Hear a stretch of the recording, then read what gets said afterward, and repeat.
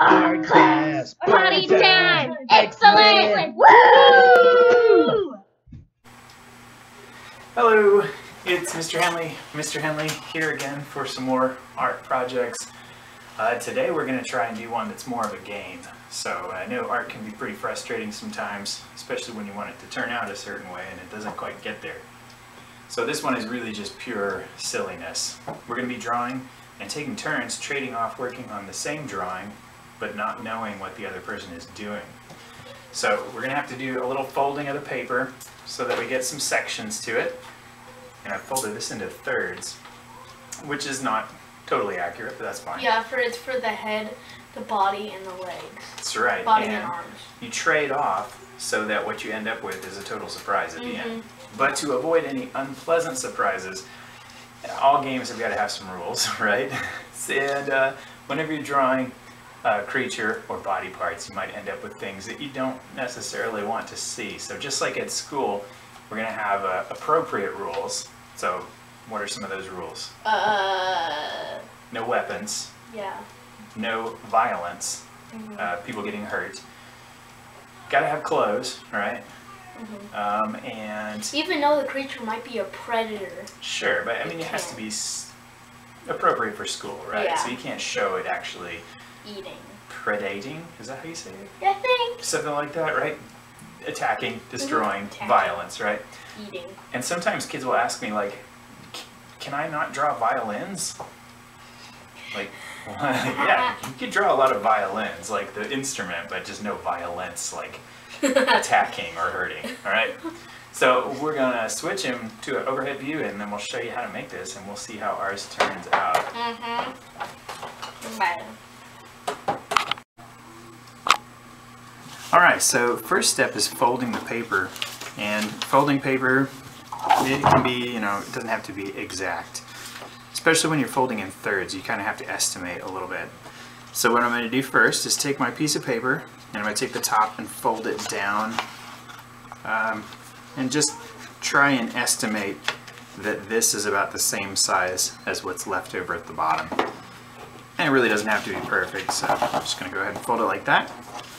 Then I'm going to take this and flip it over and fold that part up to the top. So I've got my thirds. I got some extra paper here. I'm going to get that out of the way.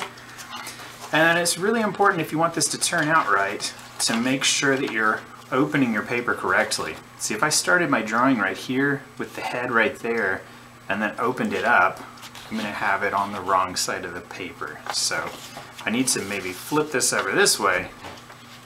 That way when I open it, I'll get a complete drawing. Okay? So I'm going to go ahead and start off, and I'm going to start by drawing the head of a creature. Using a Sharpie might bleed through the paper, so I'm going to use this Flair pen here. Papermate Flair. Yeah, these are nice. They give you a dark line, but they don't go through, they don't bleed through quite as much.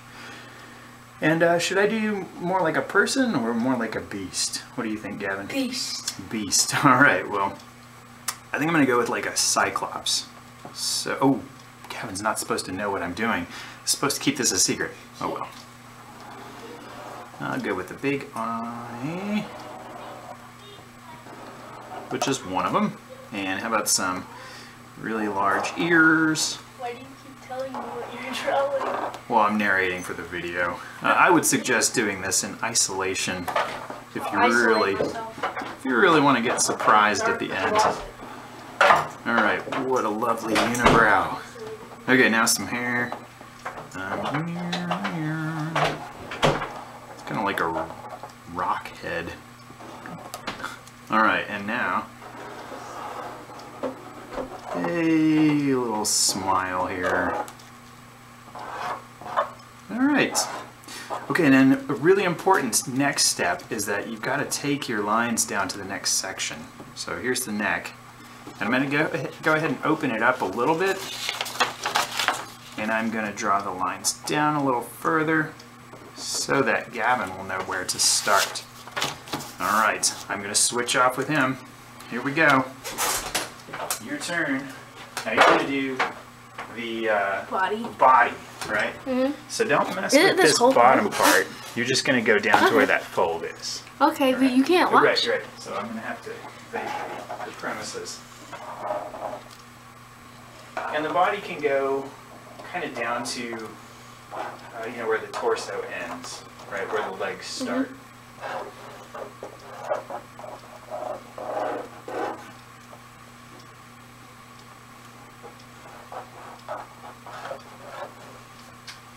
You can add all sorts of details, but remember, try to avoid things like weapons, or make sure everything's fully clothed or covered in hair or scales or whatever you want to put on there.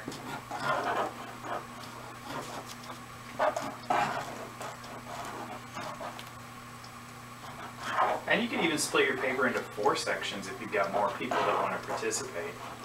Or you can just have a longer body segment. Yeah, right. Alright, you're pretty close. Almost done. Alright. And then I'll finish off with the legs.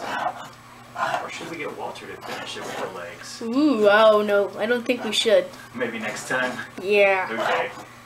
Okay. Alright, so then you need I to make sure you continue the lines down to the next section. I did. And then And then I fold flip it. it so that I can't see what you've done. Fold it back.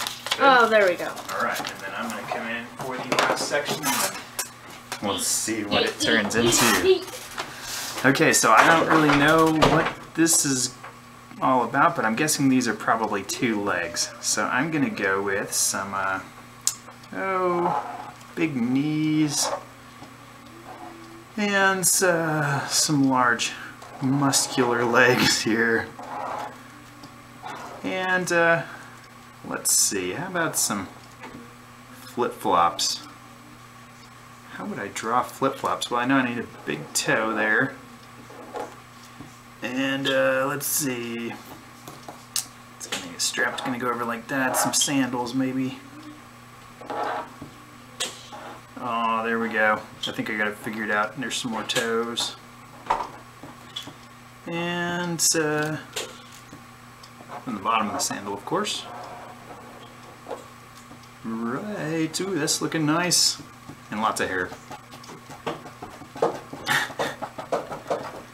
Lots of hair. Alright, there we go. Now on this foot, I think I'm going to go with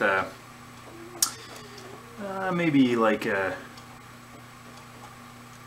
some sort of a like peg leg type thing. Like a pirate. And again, lots of hair. Lovely.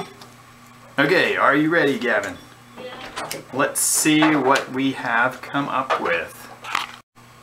So there it is. There's our beautiful creation. What do you think about it? You can tell which part's mine.